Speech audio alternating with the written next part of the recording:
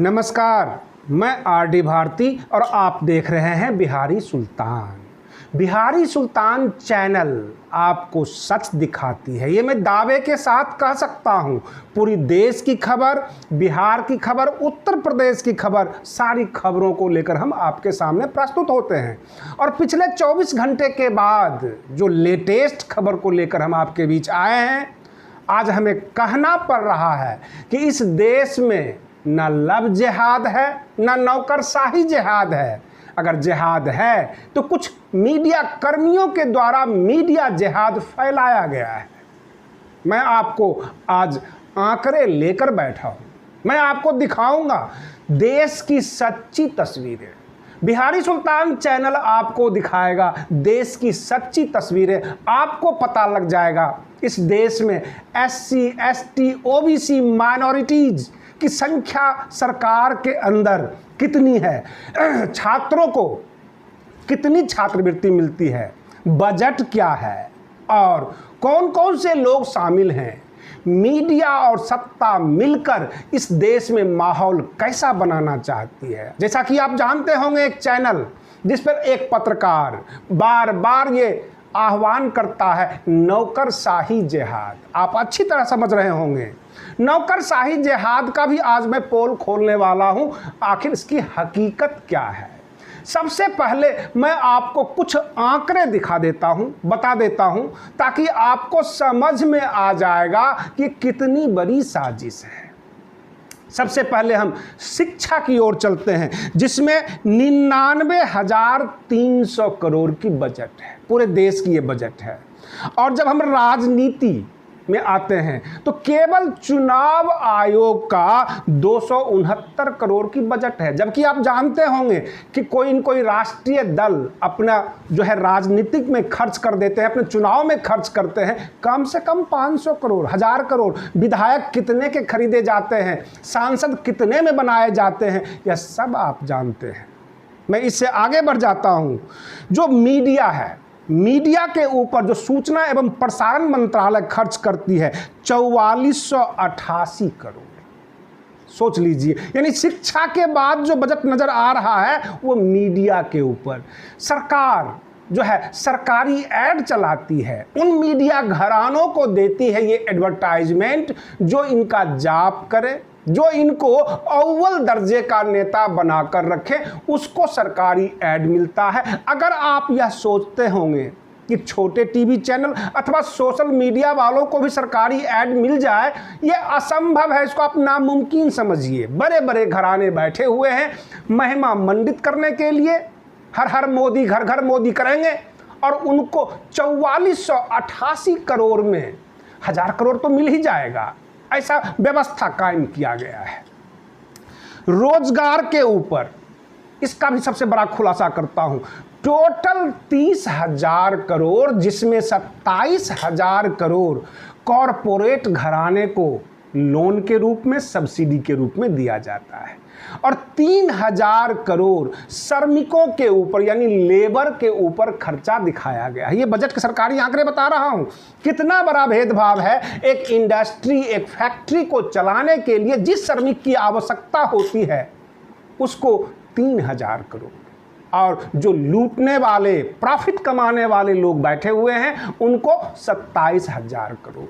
इससे आगे मैं आपको लेकर चलता हूं। लॉकडाउन में 12.20 करोड़ लोग जॉबलेस हो गए, जिनका नौकरी छिन गया, और ये संगठित एवं असंगठित क्षेत्र दोनों के हैं, जिसमें संगठित क्षेत्र में 2 करोड़ लोग नौकरियां गंवा चुके हैं। असंगठित क्षेत्र हम उसे कहते हैं जैसे कि प्राइवेट नौकरी हो गया, फैक्ट्रियों में नौकरी हो गया, कोई किसी के पास काम करने के लिए लग गया, चाहे उसको आप शॉपकीपर के यहाँ जो है सेल्स बॉय कह सकते हैं, या और भी सारी जो नौकरियां हैं। टोटल 12.5 करोड़ के आंकड़े हमारे पास आए हैं। इतने लोग नौकरियां गंवा चुके हैं। अभी जो लेटेस्ट खबर चल रही है, नौकरशाही में जिहाद, बड़े जो है जोर जोर से आपको कहा जाता है, बिल्कुल आह्वान भरा जाता है कि आपके कलेक्टर, आपके सचिव, जामिया के जेएनयू के टुकड़े टुकड़े गैंग के लोग हो सकते हैं, फिर आप क्या करेंगे? वो भी आंकड़ा में बता देता हूँ। जैसा कि आप जानते होंगे 850 सिलेक्शन हुआ था, उसमें से मात्र 140 लड़के अल्पसंख्यक के हैं।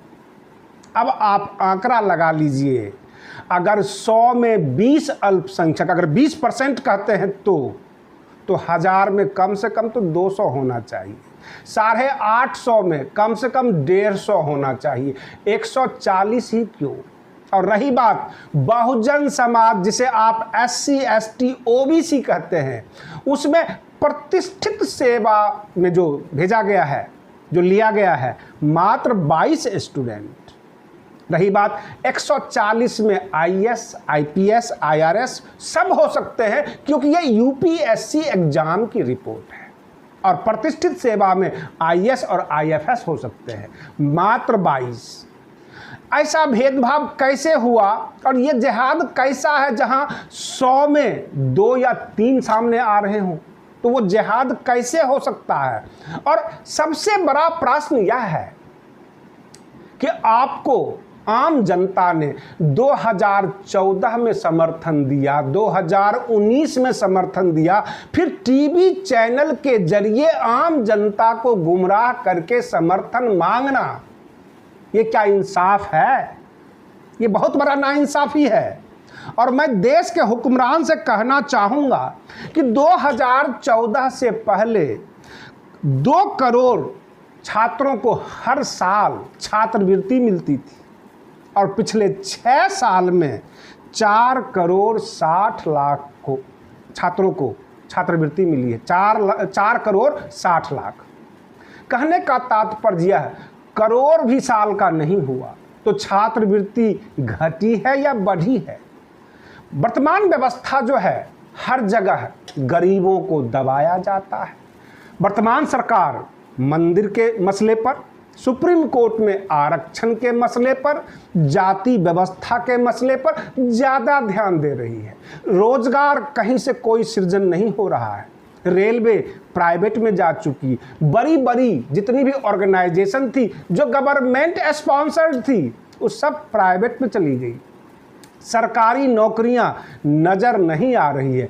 जब सरकारी नौकरी है ही नहीं तो फिर आरक्षण पर इतना जोर क्यों? सर्वोच्च न्यायालय को कैसे बेंच लगानी पड़ती है, व्याख्या करना पड़ता है, क्रीमी लेयर, यानी प्राइवेट नौकरियों से भी भगा देना चाहते हैं।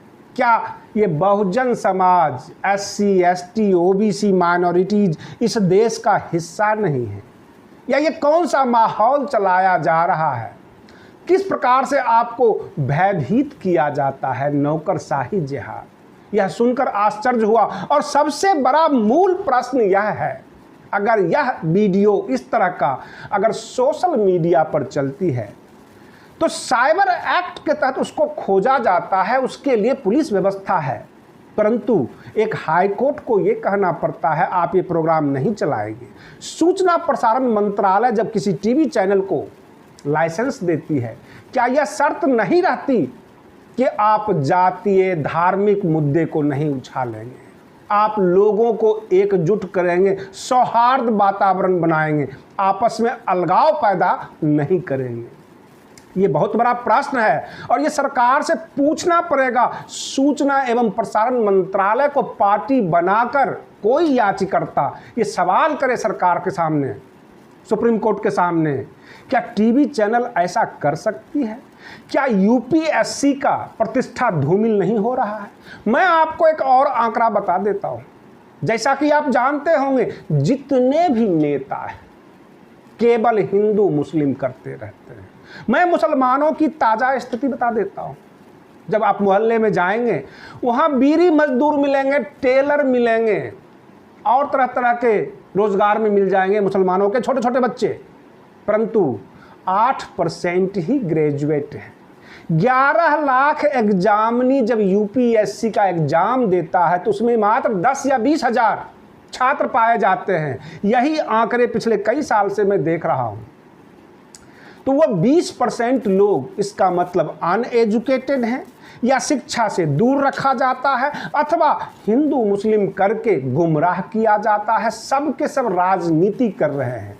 अल्पसंख्यकों के साथ, SC ST OBC के साथ हर जगह भेदभाव, सौतेलापन दिखाया गया है। और यह सच है, ये मैं सच रिपोर्ट दे रहा हूं। जब आप मोहल्ले में जाएंगे, देखेंगे, महिलाओं से बात करेंगे, बच्चों से बात करेंगे, वहां की रोजगार और व्यवस्था की देखेंगे, आपको सारी हकीकत सामने आ जाएंगे। मुट्ठी भर लोग जो है, चाहे वो हिंदू में हो अथवा मुस्लिम में हो, ये राजनीति करते हैं, ये डिबेट पर आते हैं और एक भगवान के पीछे लगा रखा है, मंदिर के पीछे लगा रखा है और दूसरा अल्लाह की इबादत में लगा रखा है। रोजगार की तरफ कोई किसी को नहीं लगाया, किसी को नहीं बताया। युवाओं को गुमराह किया जाता है, युवाओं का स्वर्णिम भविष्य विधायिका में दिखाया जाता है। संसद चलो, विधानसभा चलो, लेकिन रोजगार की तरफ मत चलो। आम जनता को बेवकूफ़ बनाओ, जाति और धर्म के नाम पर लड़ाओ। ये सबसे बड़े मुद्दे हैं इस देश के। और हमारे जितने भी नेता हैं इसके ऊपर एक्शन नहीं ले रहे हैं, इसके ऊपर कार्रवाई नहीं कर रहे हैं। अगर कोई इस तरह का डिबेट चलाएगा तो उसको काउंटर करने के लिए दूसरे जाति, दूसरे धर्म को केवल गालियां देंगे, जबकि धर्म का और जाति का इसमें कोई रोल नहीं। मुट्ठी भर लोग ऐसा कर रहे हैं। उन लोगों के खिलाफ कभी भी मुहिम खड़ा नहीं होता, उन नेताओं के खिलाफ कभी भी मुहिम खड़ा नहीं होता। नाम दे दिया जाता है धर्म और जाति का। मुट्ठी भर लोग होंगे सनातन धर्म में, तो आप सनातन धर्म को जिम्मेवार क्यों बनाते हैं? ऐसे लोगों को क्यों नहीं पकड़ लेते? चाहे वो अल्पसंख्यक में हो, SC में हो, ST में हो, OBC में हो, जो जातिवाद करता है वह जिम्मेवार है। हम आगे भी इस तरह के आंकड़े आपके बीच लेकर आते रहेंगे। अगर आपको यह आंकड़ा पसंद आ रहा है, आपको यह काउंटर जवाब पसंद आ रहा है, तो इस वीडियो को लाइक जरूर करें। हमारा मनोबल बढ़ेगा। हमारा चैनल हर प्रकार के आंकड़े, रोजगार से संबंधित और जहां भी भेदभाव होता है उससे संबंधित आंकड़े लेकर प्रस्तुत होता रहेगा। आप वीडियो को शेयर करें, लाइक करें, सब्सक्राइब जरूर करें और फिर मिलता हूं मैं आपको अगले वीडियो में। तब तक के लिए धन्यवाद।